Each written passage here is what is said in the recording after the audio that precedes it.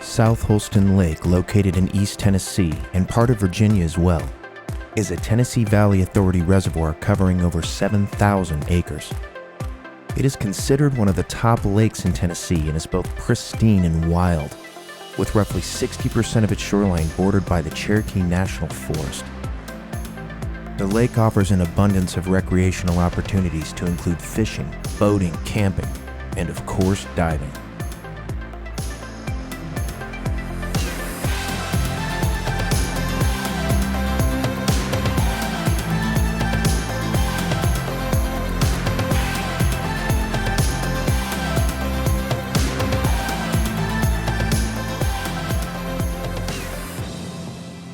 Depending on water level, the maximum depth can reach over 240 feet, and there are many interesting and some mysterious features hidden beneath the surface.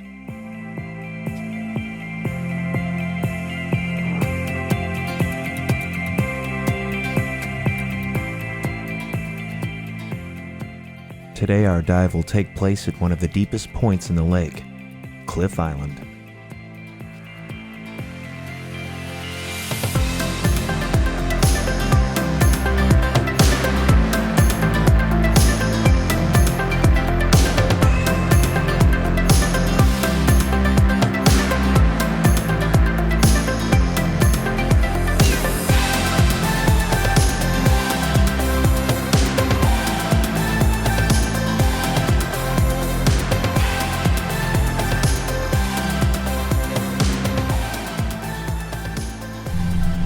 We're at what is known as Cliff Island, or as our kind person that brought us out here today, Aaron, calls it Big Rock Island. So this island in South Holston Lake is a big hotspot for recreation. A lot of boats pull up to this. People will jump about 50 yards this direction. Down the length of the island, there's a higher bluff, 15 to 20 feet, depending on the level of the lake. So they jump off this, and in many circumstances, they forget to remove their keys, remove their wallets, remove their iPhones, remove all their fun stuff. So that ends up going to the bottom. Now, the lake floor where we're standing right now, from surface to bottom, varies depending on the level of the lake. And right now they are dropping the lake for the season. So the bottom is probably a little over 200 feet to the floor. Moves out more into the channel here, and it eventually connects to the old riverbed when they flooded, created South Holston Lake. So for safety's sake, we debated planning a dive on exactly how deep we're gonna go.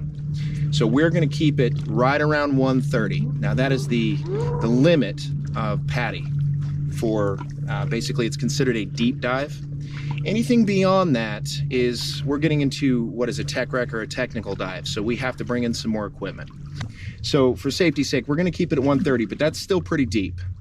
Now, as we do this, we're gonna descend along this sheer face of this cliff that just goes down to the bottom. Now we have to keep in mind, we have to have very good buoyancy control because there's nothing to grab onto or hold onto. It's just a rock wall. Now there's small ledges as we go down.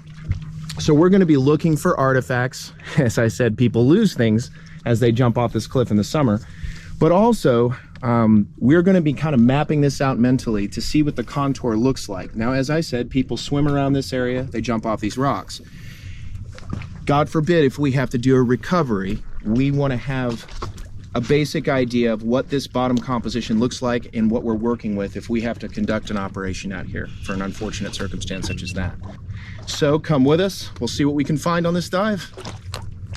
All right, so what we're gonna be using today, and Ashley will be our surface support, is basically a hydrophone. So this enables us with a transmitter that goes down, or a transceiver that goes down into the water, communications. Now, if you watched previous videos with us, you already should know by now that we have the ability to communicate underwater with mics that are actually located in our full face masks.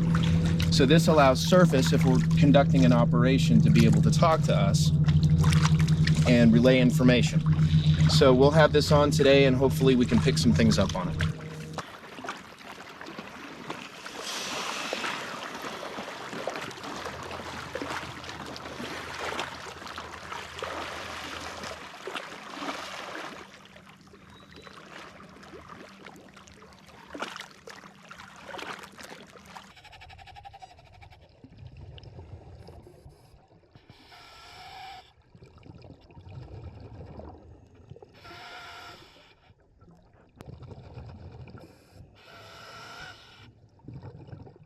As we begin our descent, we are met with sediment suspended above the thermocline.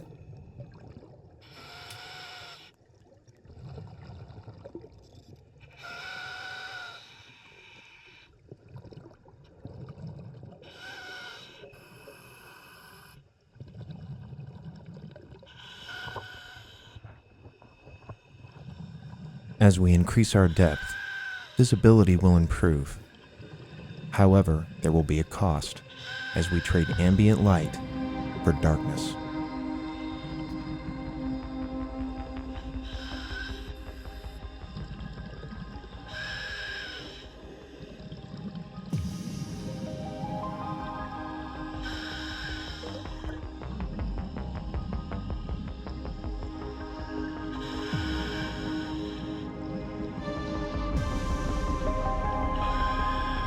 For safety reasons and to keep my hands free, the camera was mounted to my wrist and struggled to stabilize the image in the low light.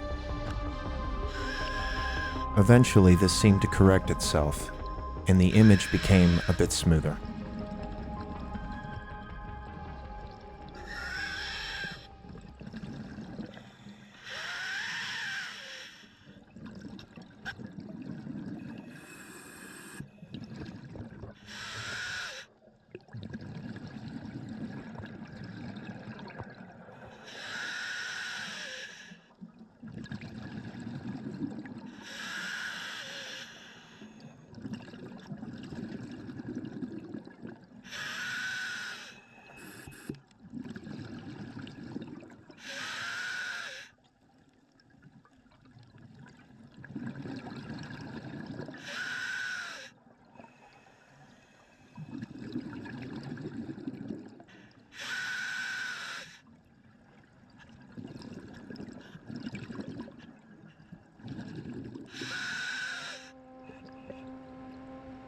After some time, your eyes begin to play tricks on you as you peer into the blackness before you. Your imagination takes over, sometimes revealing things in the shadows that aren't really there. If not expected, it can be a little disconcerting to say the least.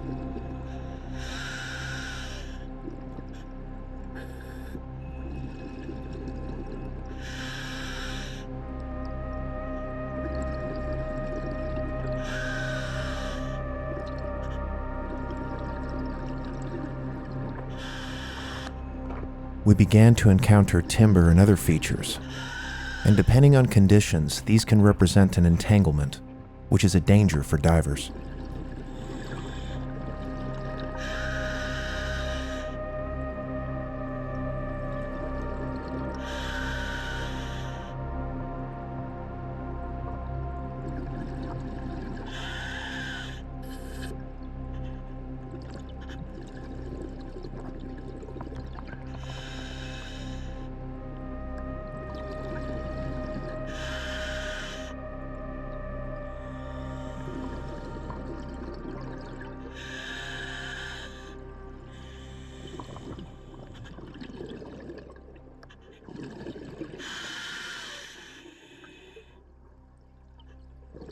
The elevation of South Holston Lake is well above sea level, making this an altitude dive.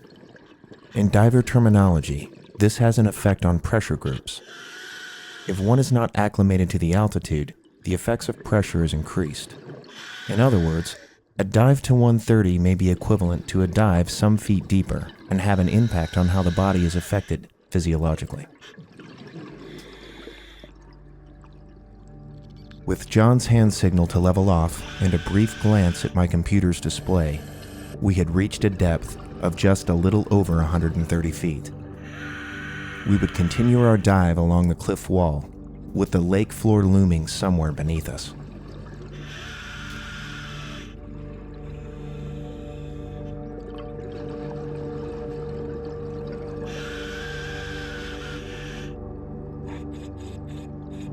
As we continued, we started to encounter articles lost at the surface along the shelves that jutted out from the face of the cliff.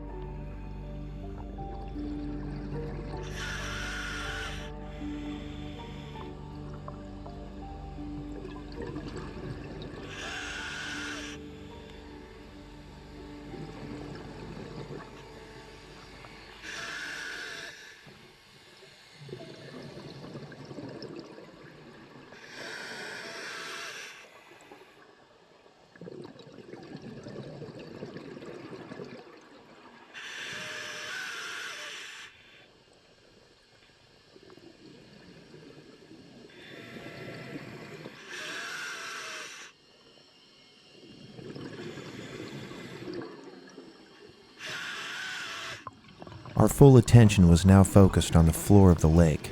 As we approached each ledge, we were hoping to find something of value.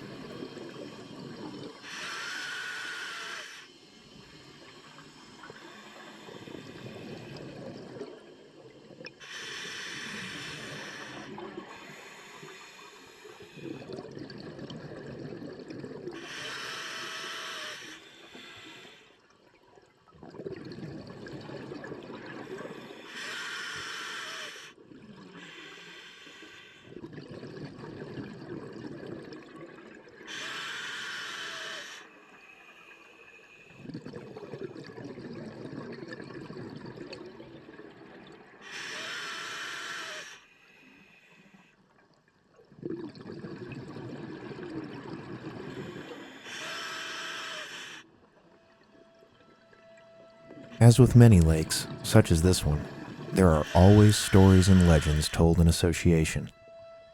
It is not uncommon to hear tales of giant catfish the size of Volkswagens, or other unusual sightings. Although we have yet to encounter fish the size of cars, we have encountered some of significant size, for freshwater marine life anyway.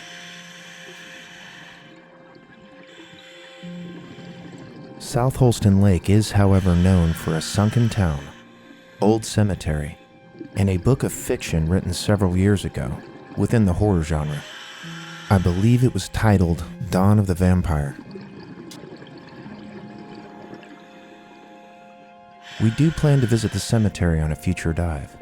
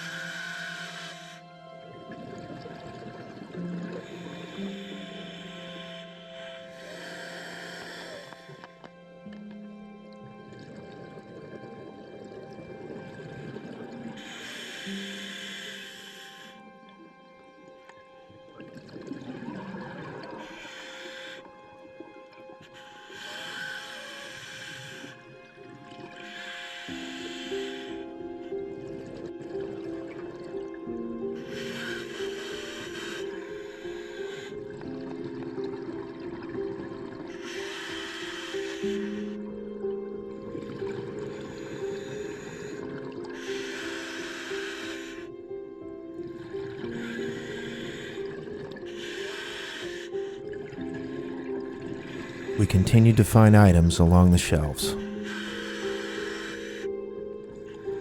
Glasses, jewelry, and odds and ends.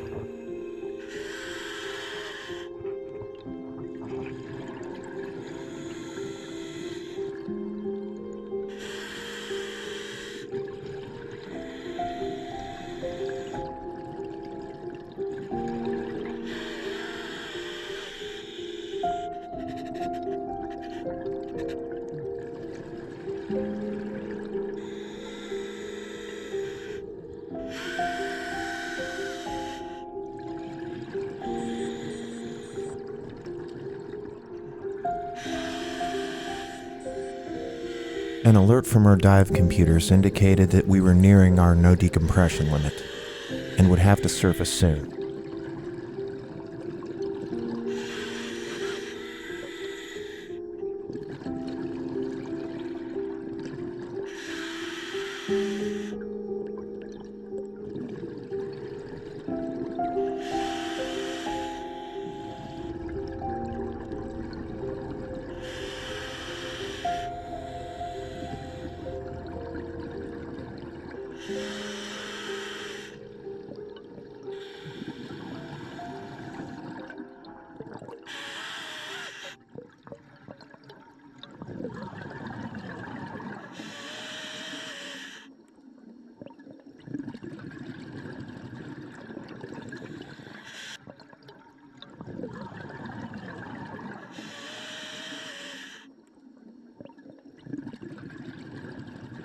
The temperature at this depth ranged in the low 40s.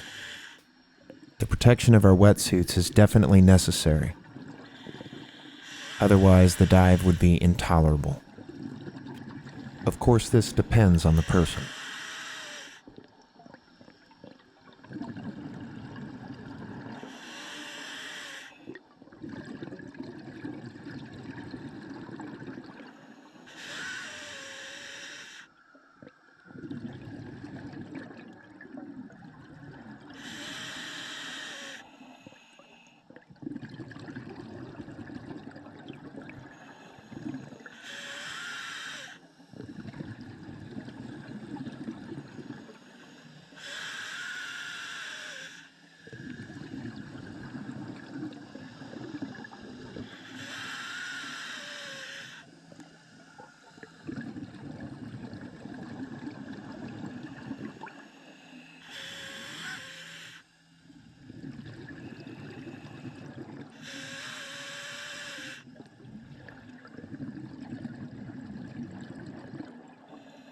In certain places, our bubbles rising above began to knock debris loose from the cliff wall, stirring up algae, affecting visibility, and occasionally dislodging small fragments of rock from the cliff wall.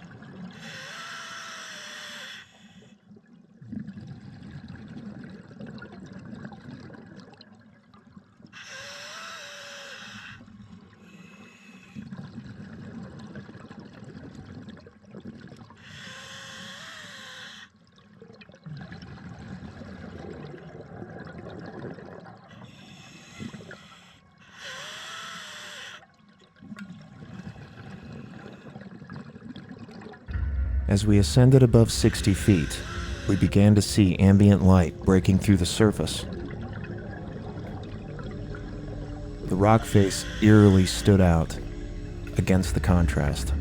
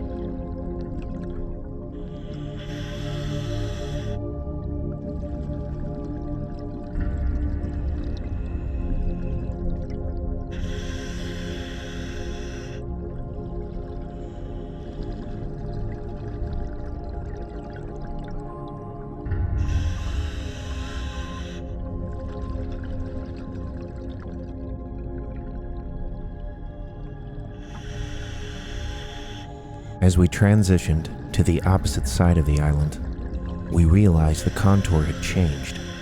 The wall became even more sheer, straight down, disappearing into the black.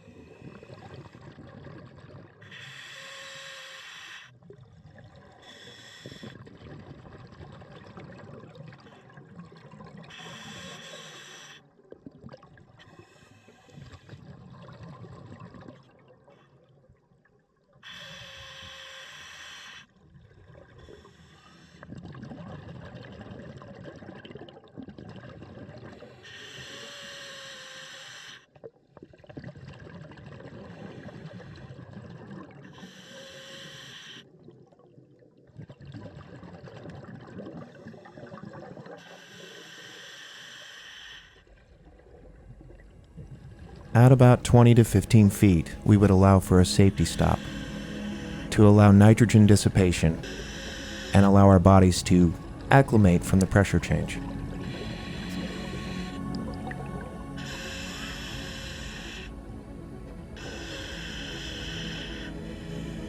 While waiting, John had discovered that he had collected a pair of Costas, a moderately priced pair of sunglasses. Good find.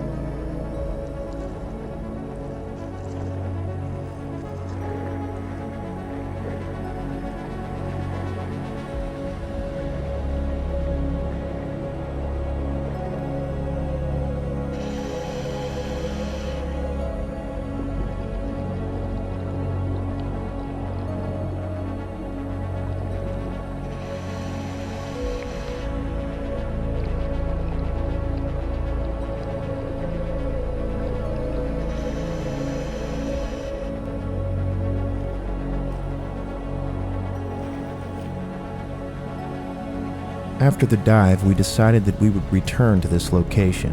Next time, we would concentrate our dive on a section of the wall that appeared to yield more lost items. We believe there is more to be found.